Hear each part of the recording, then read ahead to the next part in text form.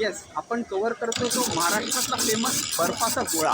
Yes, Raju Nashik ice गोला. Yes, यांच्या varieties आपण बघतोय, यांचा स्टॉल आपण बघतोय.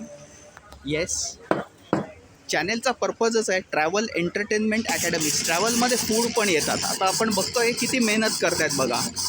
येस, गोळा कसा बनवतायत हे मी तुम्हाला दाखवतो. येस, गोळा कसा बनवला जातो, बर्फाचा गोळा कसा बनवला जातो, त्यामागे मेहनत किती आहे.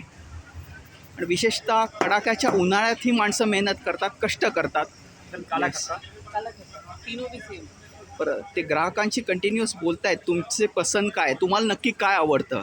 येस, हे गोळा कसा बनवतात हे सगळ्यात महत्त्वाचं आहे. येस, ही संपूर्ण प्रोसेस आपण बघतोय.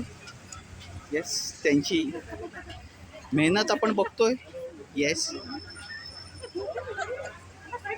जी प्रामाणिकपणे उन्हात राबून मेहनत करतात.